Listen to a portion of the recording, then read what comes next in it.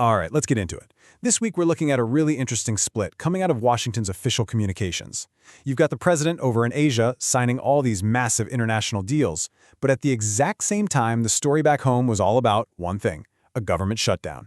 It's like they were operating in two totally different worlds. So let's break it down.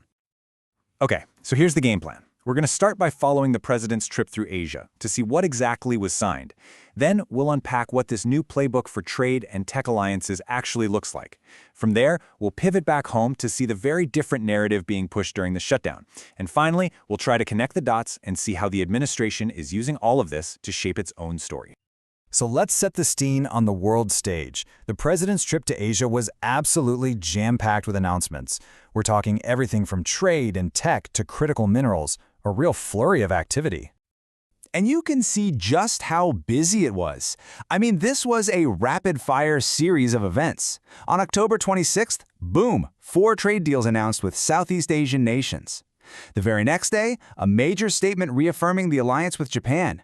That's immediately followed by a formal tech deal on the 28th.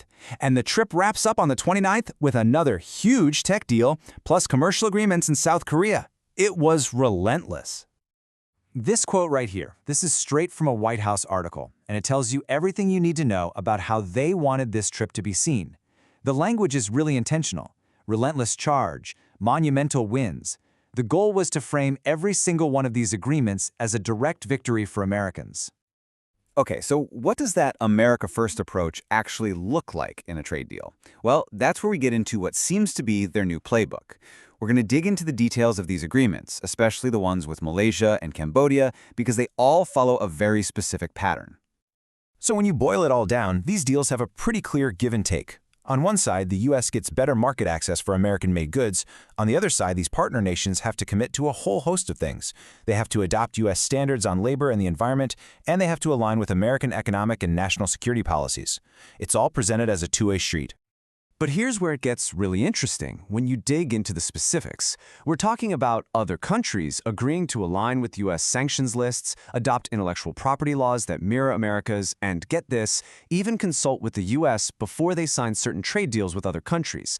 That's a pretty significant commitment. And it wasn't just about the rules and frameworks. We're also talking about some huge commercial deals. The White House put a big spotlight on nearly $30 billion in new purchases from American companies by Thailand and Vietnam. That's billions for Boeing aircraft, for U.S. agriculture, and for energy products. Okay, moving on from trade, there was another huge piece to this trip, technology and critical minerals. This is all about securing supply chains for the things that power our modern world, from the guts of our smartphones to the future of AI. So with key allies like Japan and South Korea, the administration rolled out these things they're calling technology prosperity deals. The whole idea is to work more closely together on cutting-edge tech like AI and quantum computing, create a common set of rules for them, and basically protect the entire innovation pipeline from start to finish. And yeah, you guessed it, just like with the trade deals, these tech agreements came with some absolutely massive price tags. This fact sheet from the South Korea visit is a perfect example. I mean, look at these numbers. Tens of billions of dollars for Boeing planes and GE engines, plus huge investments from Hyundai and Amazon. And then there's the other side of this coin, critical minerals, the stuff that actually makes our electronics work. The agreements signed with Malaysia and Thailand were very clear about the objective here.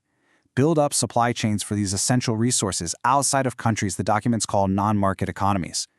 It's all about making sure the U.S. isn't too reliant on any one source. Okay, now let's hit the pause button on all that international stuff. Because while all of this was happening overseas, the story being told back home, well, it was completely different. And it was defined by one single relentless message. And this says it all, doesn't it? This Democrat shutdown timer, with the seconds ticking away. And get this, it wasn't just on 1 or 2 documents. We're talking it was plastered on the bottom of everything coming out of the White House that week. The text of a trade deal, it was there. The First Lady's Halloween announcement, it was there. It was a constant drumbeat underneath everything else. And to really drive home the point that this shutdown was serious, they made sure to highlight quotes just like this one from the head of Pilots Association. The argument was clear. The shutdown isn't just a political game, it's creating a real threat to public safety, especially when it comes to fly. So what were the consequences they were pointing to? While you had air traffic controllers and TSA agents working without pay, you had predictions of massive flight disruptions just in time for the holidays. They cited a cost of $1 billion a week to the travel industry. And they even warned the shutdown might delay the official inflation report for the first time ever. And speaking of the economy, right in the middle of all this, the White House was also putting out its own economic comparisons. This chart shows exactly what they were publishing, an argument that average inflation under the Trump administration was 2.5% compared to 5% under the Biden administration. It's a clear attempt to frame their own economic record positively, even while the government was shut down. Okay, so for this last part, let's step back and look at the bigger picture. How do you take all these different pieces, the deals abroad, the shutdown at home, the economic stats, and weave them into one big story about who you are and what you stand for? Take this, for example. It's a presidential proclamation that gives a 2-year break from new EPA rules to the few remaining U.S. copper smelters. And the official reason? American mineral security. See how that connects right back to the theme we saw in those international deals? It ties domestic policy directly to national security. And then there's this, which is a really significant symbolic move.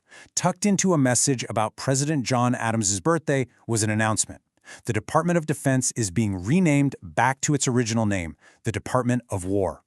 The stated reason is to honor history and send a clear message about American strength. And that very same message really ties it all together with these big sweeping themes. This quote frames their policies not just as political moves, but as part of a grander mission, a mission to restore equal justice and stand up for traditions of prayer, faith, and trust in God. It connects their day-to-day actions to America's founding ideals. So when you put it all together, you're left with this really interesting dynamic. This week, we saw the White House communicating on 2 completely different tracks. For the rest of the world, the message was about making deals and building alliances. For the audience back home, the message was about political crisis. And that leaves us with a question. When a government communicates, what's the message for its own citizens and what's the message for the world?